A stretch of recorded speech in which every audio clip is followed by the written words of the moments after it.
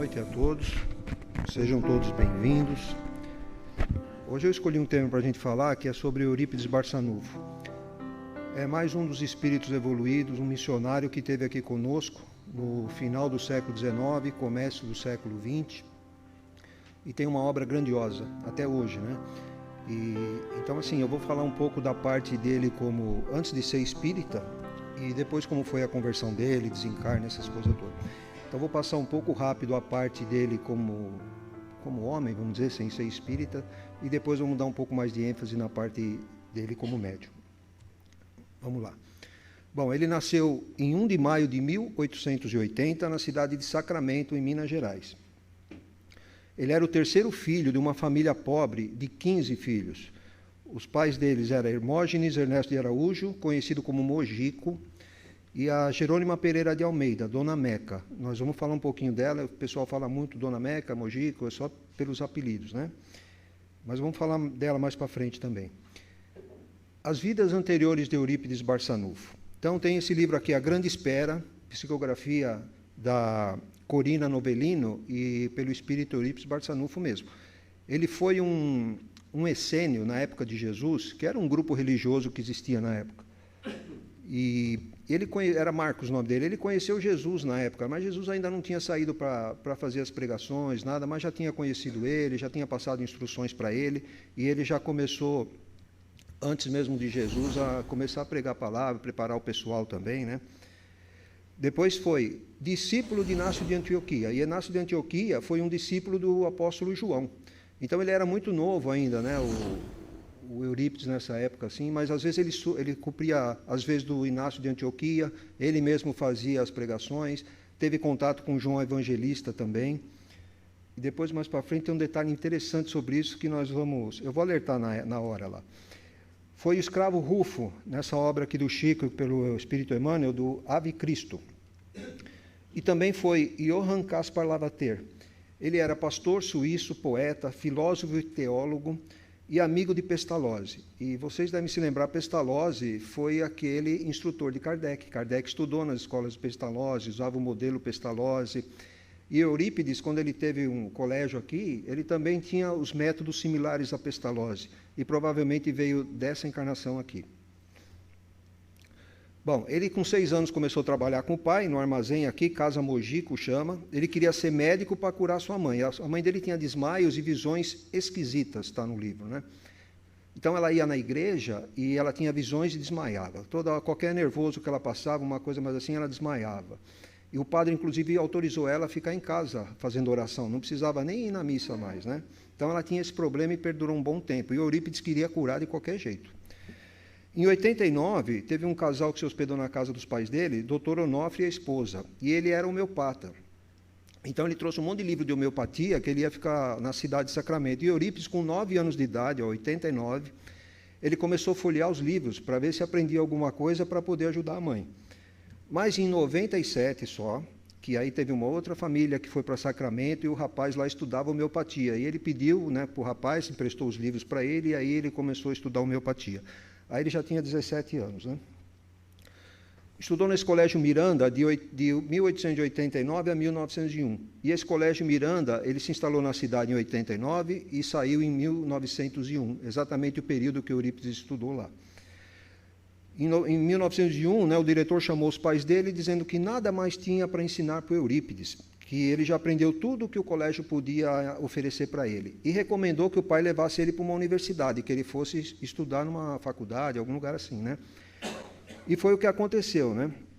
Com o sonho dele de ser médico, o que o pai fez? Pegou eles e levaram para o Rio de Janeiro. Então fizeram uma viagem no Rio em 1902, né, logo depois que ele se formou lá em 1901, matriculou na Faculdade de Medicina, lá da Marinha. Só que a mãe dele piorou, né? O que aconteceu? Na hora estava tudo certo, voltaram para casa, ficaram 20 dias no Rio, a mãe fazendo as malas dele, a mãe teve os desmaios de novo, e ele com aquela preocupação.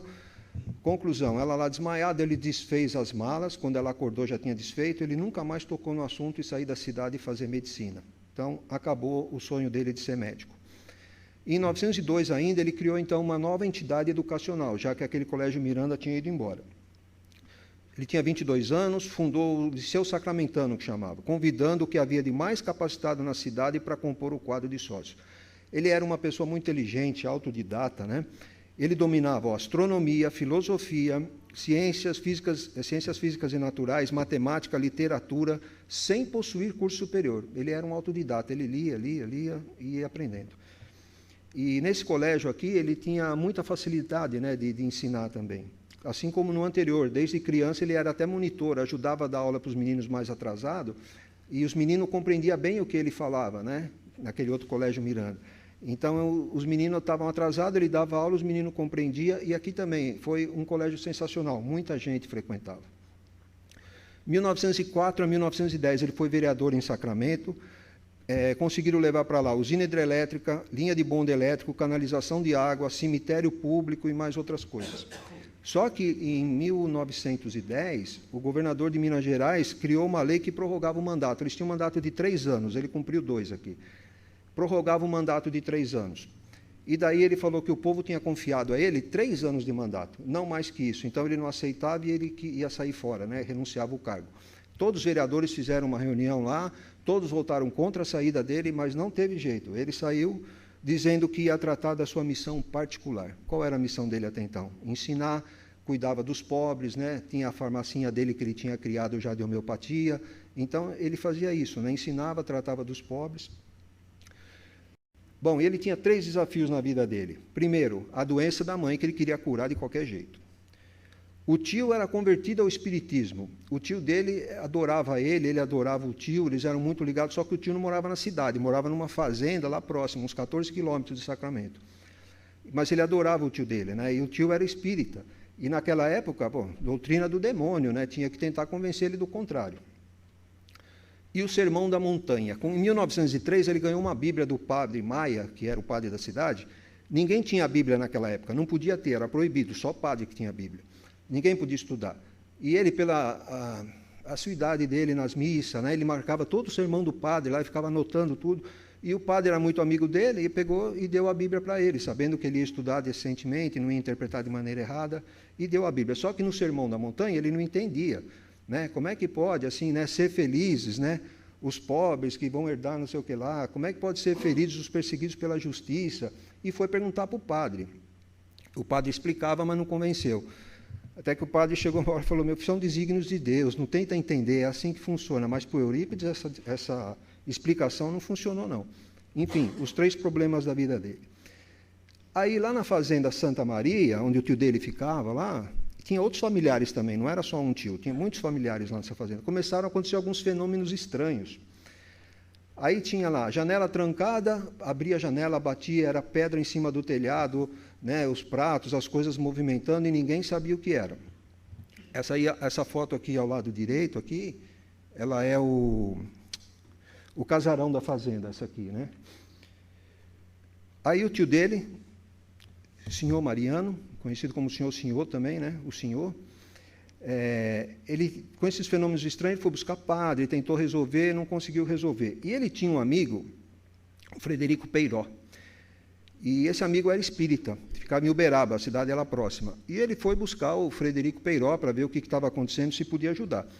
Chegou lá, o Frederico Peiró detectou que todos eram médiums na fazenda, de vários tipos de mediunidade, tinha médiuns de efeitos físicos também, que é o que fazia essas coisas movimentarem, esses barulhos todos, né? E daí o Frederico Peiró ficou lá auxiliando eles, né? Então aí começou a desenvolver a mediunidade deles, começaram a acessar os fenômenos, após as primeiras sessões já começaram a realizar lá. E aí todo o pessoal da fazenda começou a trabalhar no serviço do bem. Atendiam pessoas que estavam obsediadas, então desobsediavam pessoas, e tinha um tratamento físico também, né? Então tinha cura lá também, que eles faziam bastante. Tanto é que a coisa se espalhou tanto, era carta de tudo quanto lugar que vinha, gente de outras cidades que iam lá, né? E a coisa começou a aumentar, para o desespero de Eurípides, né? Aí, em 1900, 28 de agosto, o tio dele fundou esse centro aqui, o Centro Espírita Fé e Amor, lá dentro da fazenda, né? Porque eles faziam as reuniões nas casas do pessoal da fazenda lá, porque eles moravam tudo dentro da fazenda. E daí, para tirar isso, fizeram um centro espírita direitinho, né? Construiu, está lá, Fé e Amor.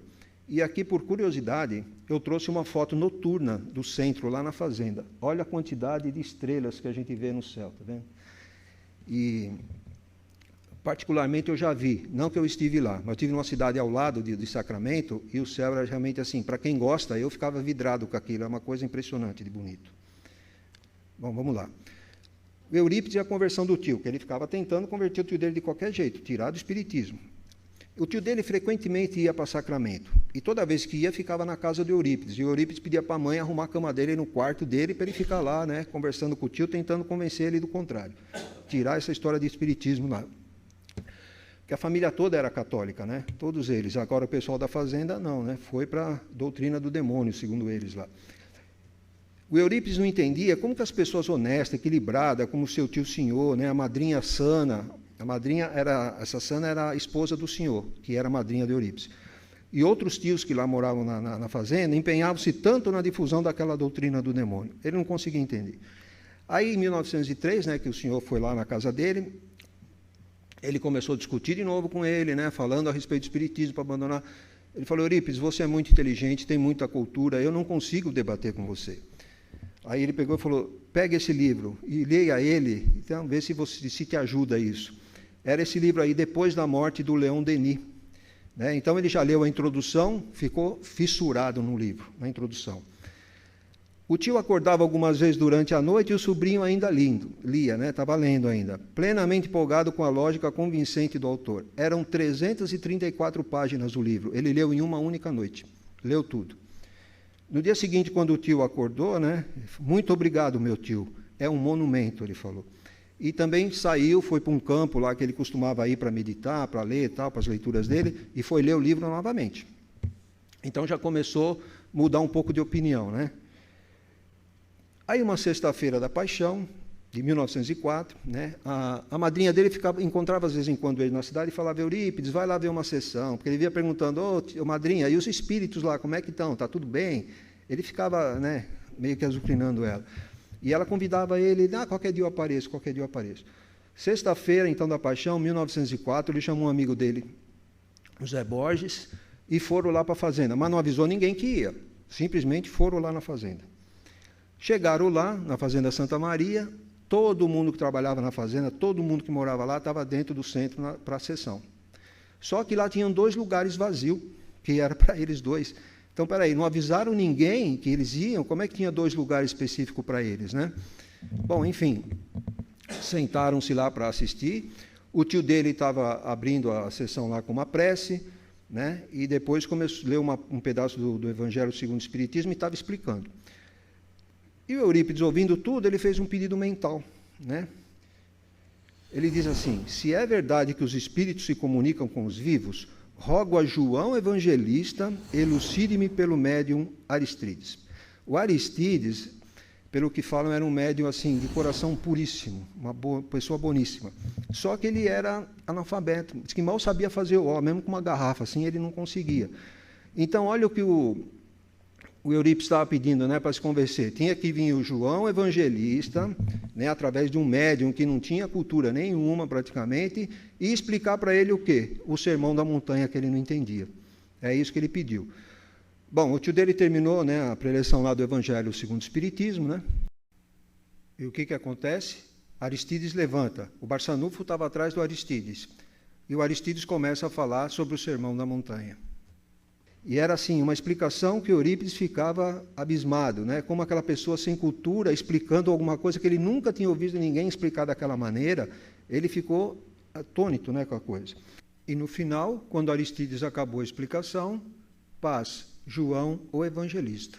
Então o pedido mental dele foi atendido. João Evangelista esteve lá, explicou o Sermão do Monte para ele nunca mais esquecer, e não tinha jeito, né? Virou espírita nesse momento, certo? Bom, ele foi embora para Sacramento, depois voltou algumas vezes lá no centro de novo, na fazenda, né? E no retorno dele, ele encontrou o tio dele mediunizado, né, recebendo um Bezerra de Menezes, fazendo tratamento, cura. E ele estava meio afastado e o doutor Bezerra mandou ele se aproximar porque ele tinha mediunidade de cura, que era para ele participar. Só que ele não sabia como, ficou só orando lá, né, fervorosamente orando e tal. Bom, encerrou os trabalhos de cura. Quem que incorporou depois? Incorporaram o São Vicente de Paulo.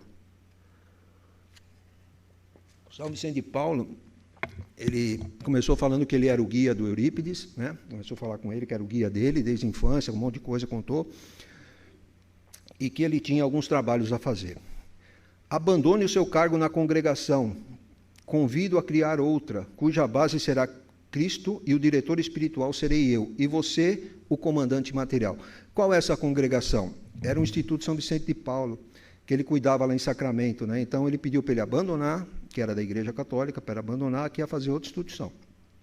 E pediu mais, afaste-se da igreja e previne-o dos dissabores que terá, inclusive revolta da própria família. Bom, era amigo, era família, era padre, veio o bispo lá de Uberaba para poder tentar convencer ele do contrário, né? Porque ele chegando em Sacramento, ele já cortou os laços com a Irmandade de São Vicente de Paulo.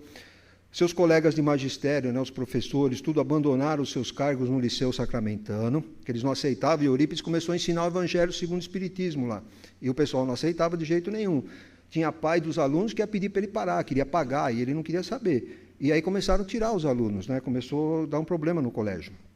O mobiliário da escola foi retirado, que era doado, o prédio foi requerido pelos proprietários, então ele ficou numa situação difícil, alugou um outro localzinho lá mais simples para poder continuar.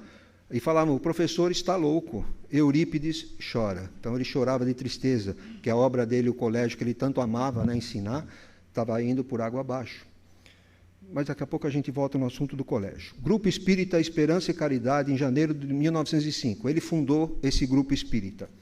Eu trouxe a foto atual, está aqui. Esse aqui é o prédio do Grupo Espírita, aqui está escrito Grupo Espírita, e aqui ao lado é o Colégio Allan Kardec. Então aí funciona tanto o Grupo Espírita quanto o colégio também. Enorme. Mediunidade do Eurípides, aí já estava desenvolvida, né? O pessoal da fazenda vinha lá auxiliar ele para desenvolver a mediunidade dele e tal, então já estava bem melhor.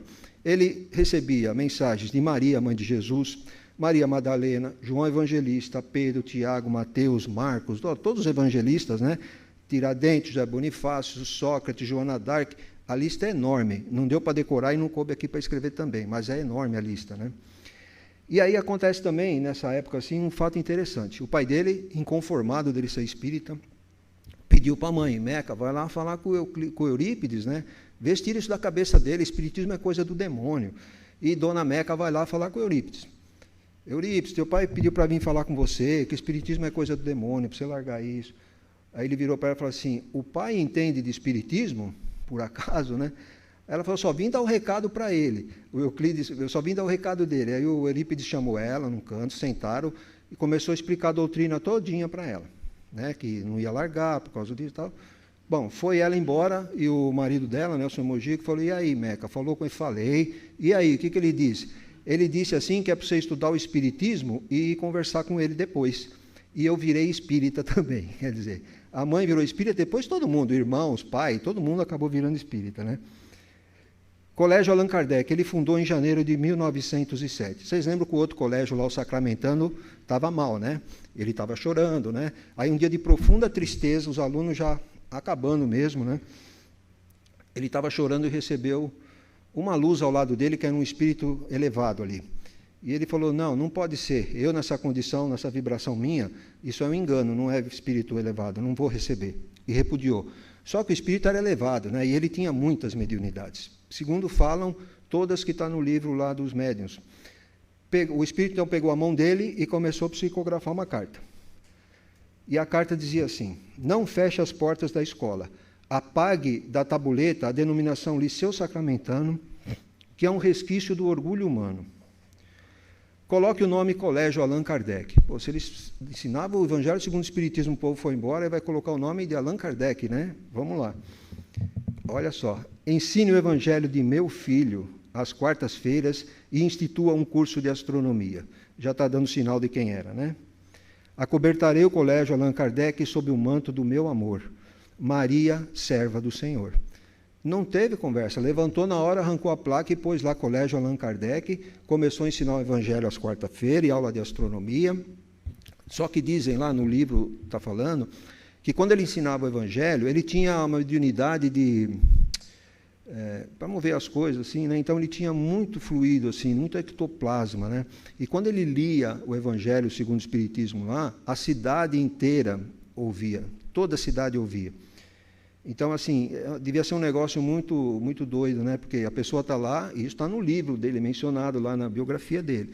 Então, ele estava lá, começando a orar, o pessoal em casa, e começava a escutar todo mundo, né? Muito interessante. Aí Eurípides tem um dia, ele foi dormir e teve uma visão. Ele começou a desprender do corpo, né? Como falei, tinha mediunidade de desdobramento, e não só desdobramento, ele tinha uma outra que é bicorporiedade. Ele saía do corpo aqui e se materializava em outro local. Depois nós vamos ver um pouquinho para frente alguns assuntos desse. Bom, a visão dele, ele começou a sair do corpo, como se alguém estivesse pegando ele pela mão, e ele não conseguia voltar para o corpo, foi indo. Chegou numa campina verde, um espírito lá sentado, e ele foi se aproximando, até que chegou um momento, ele conscientemente pensou, daqui eu não posso ir, e parou ali. E ele começou a prestar atenção, quem era o espírito? Jesus. Aí ele se ajoelhou, né? Começou lá a chorar, e percebeu que Jesus estava chorando. Então ele tenta comunicar com Jesus. Senhor, por que choras? Jesus não respondeu a ele, mas ele queria falar com Jesus, insistiu. Choras pelos descrentes do mundo? Cristo lhe correspondia agora o olhar e respondeu com voz dulcíssima. Não, meu filho, não sofro pelos descrentes aos quais devemos amor. Choro por todos os que conhecem o Evangelho, mas não o praticam. Nesse momento, aí depois ele começou uma luz escura envolvendo ele, assim, ele voltou para o corpo dele, despertou, não dormiu mais à noite, mas a partir desse dia, ele entregou seus necessitados aos doentes, sem repouso sequer de um dia, servindo até a morte. É isso que ele fez. Bom, isso está no livro A Vida Escreve, né, que é do Chico e do Valdo, se não me falha a memória, e o Hilário Silva é o espírito, né, que escreveu. Bom, a primeira cura de Eurípides, como foi? Lá na fazenda, né, um dado dia, ele perguntou para o tio dele onde que morava o Carlos ali. Aí ele falou, o Carlos mora para lá, depois da mata, não sei o quê. Nós precisamos ir lá, que ele está 3 dias sem comer. Não, mas amanhã a gente vai. Na manhã não vai dar tempo, tem que ser agora. E já era noite. Pô, mas Eurípides é perigoso, nós temos que atravessar a mata, animal selvagem, né? Nós somos trabalhador de Cristo, nós precisamos ir. Aí foram, né? Silaram o cavalo, foram. Chegaram lá, de fato, o Carlos estava 3 dias sem comer, só que o Carlos ele tinha hanseníase, a lepra, ele era leproso. Deram comida para ele e tudo. Na hora de ir embora, Eurípides vai dar um beijo no Carlos, e o Carlos se curou, né? Então ele tinha uma mediunidade de cura muito forte. A mãe dele também disse que qualquer ferida que ela punha a mão, sarava, né? E a mãe dele, depois que virou espírita, eu acabei passando ali, depois de um tempo, até 1910 mais ou menos, entre 1905 e 1910 mais ou menos, ela acabou se curando dos problemas dela. Ela tinha uma obsessão, era o obsessor que fazia ela ter os desmaios. Então ela começou a trabalhar também e acabou se curando, não teve mais problema. Eu falei dos desdobramentos dele. Ele na escola dando aula, ele reclinava a cadeira, os alunos já sabiam, né, que ele ia desdobrar, todo mundo ficava quietinho. Ele ia onde tinha que ir, quando ele voltava, contava para os alunos o que tinha acontecido, o que tinha feito. E uma dessas aí, ele foi fazer o parto de uma mulher, que estava muito difícil o parto dela, e o marido tinha saído de casa para vir atrás dele. Então ele se desdobrou, se materializou lá na casa da mulher, fez o parto, voltou e contou para os meninos. E o marido está chegando aí, ele está descendo do cavalo agora, ele vai subir as escadas, vocês levantam, cumprimente ele. O homem chegou lá na porta, né? Levantaram, cumprimentaram o homem, e ele pedindo para Eurípides ir lá fazer o parto da mulher dele. Não, já nasceu teu filho, está tudo em ordem. Eu fui lá já. Como que o senhor foi lá? Só tem uma estrada, eu não vi você passar por mim, e vamos. E Eurípides, né, bondoso, vamos então, pegou e foi. Chegando lá, diz que a mulher fala para ele, né, doutor Eurípides, aqui de novo, tem algum problema? Tem alguma coisa errada? Eu estou bem, o menino está bem? Não, está tudo certo, eu só vim para mostrar para o seu marido que eu já tinha vindo aqui fazer o parto. E daí voltou para a cidade novamente. Então, essa era a mediunidade dele, de bicorporiedade, né? Que ele saía, o corpo dele está num lugar, ele se materializa em outro local. Bom, 27 de outubro de 1917, Decreto-Lei 847, 11 de outubro de 1890. O que dizia esse decreto? Eurípides, ele foi denunciado, né? Porque ele tinha farmácia, né? Homeopata, né? Mas ele não era médico, não era nada. Foi denunciado. Que os padres, na época, começaram a fazer uma pressão grande sobre ele, né? Bom, enfim, artigo 156, exercer a medicina, farmácia ou praticar homeopatia sem estar habilitado, era o caso dele. E o artigo 157, praticar o espiritismo, que era proibido, para despertar sentimentos de ódio ou amor, cura de moléstias curáveis ou incuráveis, enfim, para fascinar e subjugar a credibilidade pública. As penas de prisão celular de 1 a 6 meses de multa, aí é R$100 a R$500.000. E não se preocupe com os erros de português, viu, gente? É porque o texto eu peguei da época, lá do decreto lá da época mesmo, né, de 1890. Então tinha essa escrita, pode ver farmácia com PH, homeopatia com PH. Bom, enfim, Eurípides ficou muito chateado, o pessoal que trabalhava com ele também, muito chateado, né? E foi um delegado na cidade, ele foi prestar depoimento lá para o delegado sobre esse assunto. E aí manda para um juiz, manda para outro juiz, o juiz sabia do trabalho de Eurípides, um não aceitou, o outro não aceitou. E um belo dia, quem que aparece para Eurípides? Jesus. Meu filho, nada temas, estamos com Deus, a vitória é nossa. Bom, depois dessa, com certeza ele ia ganhar. Mas o que aconteceu? Nenhum juiz, passou na mão de 5, nenhum juiz aceitou o caso, nenhum juiz quis denunciar ele. Então o caso prescreveu, acabou e tudo ficou por isso mesmo. Agora vamos falar do desenlace do Eurípides. Aconteceu em 1 de novembro de 1918. Em meados de outubro de 1918, a gripe espanhola chegou em Sacramento. A gripe espanhola foi de janeiro de 1918 até dezembro de 1920. Então, assim, chegou lá em outubro, porque chegou um viajante lá, se hospedou lá numa hospedaria, no hotel lá, sei lá onde ele estava lá, e acabou adoecendo. Chamaram quem para atender? Eurípides Barçanufo. Foi lá Eurípides, atendeu ele. E daí começou um monte de gente também para passar mal, né? E Eurípides também já começou a ficar com febre, febril também, mas ele não parava 1 minuto sequer. Ele não parava. Ele tomava os medicamentos que ele dava para os outros, mas os medicamentos não faziam efeito para ele, não. Então, ele foi tratando do pessoal, até que um dia, né, a secretária dele chamou a mãe meio que obrigou ele a descansar um pouco, tomou um banho lá de imersão e descansou. Só que era no dia 31 de outubro já. 22 de outubro, Eurípides anuncia o desencarne de uma pessoa em Sacramento. Muitas flores e um número incalculável de coroas, e como choram, ele falou. Ele estava falando sobre o desencarne dele, só não deu o nome, mas estava falando do desencarne dele. E na manhã do dia anterior, do dia 31 de outubro, ele anuncia a sua desencarnação para 6 horas da manhã do dia 1 de novembro de 1918. Ele mesmo falou, amanhã às 6 horas eu vou. Só que aí já veio São Vicente de Paulo conversar com ele, né, que a missão dele tinha terminado aqui, que ele ia para outras paragens, outros trabalhos, tal. Então ele já estava sabendo, né? Mas o interessante aconteceu foi na alta madrugada do dia 31 para o dia 1º. Ele deu uma recuperadinha, aí uma luz apareceu no quarto. Dessa luz ele viu uma senhora, uma jovem senhora, ele fala, vestidos com trajes da época cristã, lá da época de Cristo, lá atrás, né? Então, era uma senhora muito bonita, ele viu uma jovem bonita, viu com esses trajes, né? E a senhora falou, Eurípides, servos de Deus, servos de Cristo, desculpe, sabe quem eu sou? E ele responde, és tu, Mãe Santíssima, tão jovial e bela? Era ela. Venho em nome de meu filho amado. Eurípides, mestre de sacramento e servidor do amor. Jesus convoca-te a novos rumos. O Senhor compassivo, no entanto, permite-te a continuidade junto ao templo corporal. Pode ficar, se quiser. Queres a sua cura ou aceitas a vereda da esperança? Mãe amantíssima, falou Eurípides aos prantos, faça-se em mim a vontade do Pai.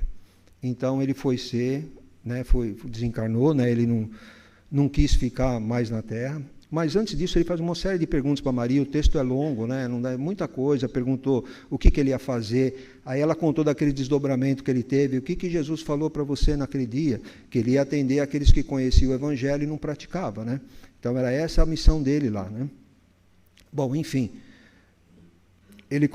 como ele aceitou, ele ia ser então o apóstolo da esperança. E daí o que acontece? A Maria já acaba saindo, né, porque ela se materializou lá, ele viu, né, com a mente com vidência, né? Aí ela saiu, a Maria, e quem aparece no lugar dela? Dr. Bezerra de Menezes. Ele chora copiosamente como criança, Dr. Bezerra abre os braços, abraça Eurípides, e lá no livro menciona que ele faz o desenlace, né, o desencarne dele, de uma maneira muito suave, e vai embora para o plano espiritual com o Dr. Bezerra de Menezes.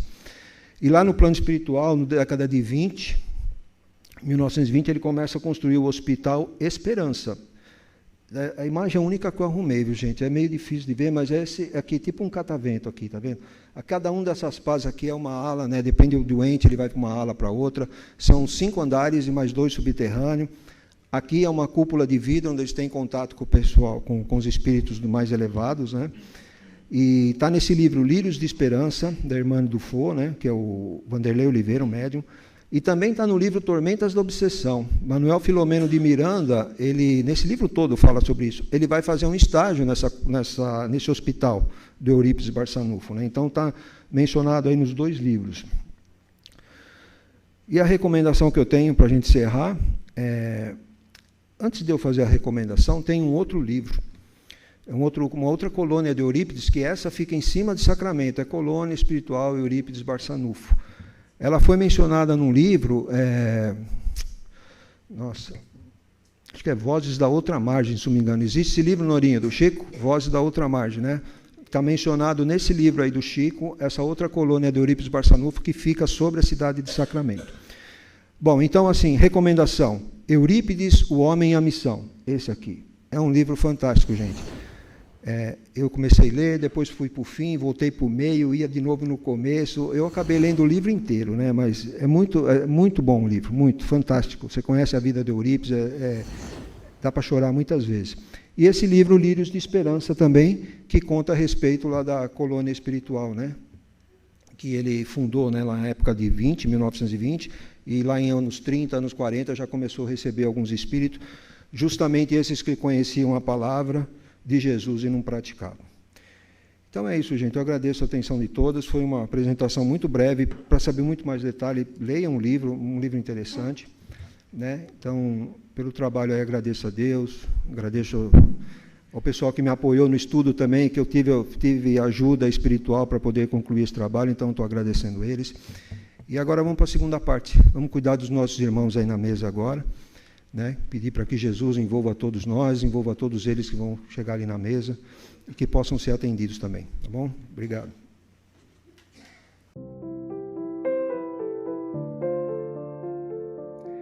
E a gente morava numa colônia. Olha, toda vez que eu conto isso eu me emociono.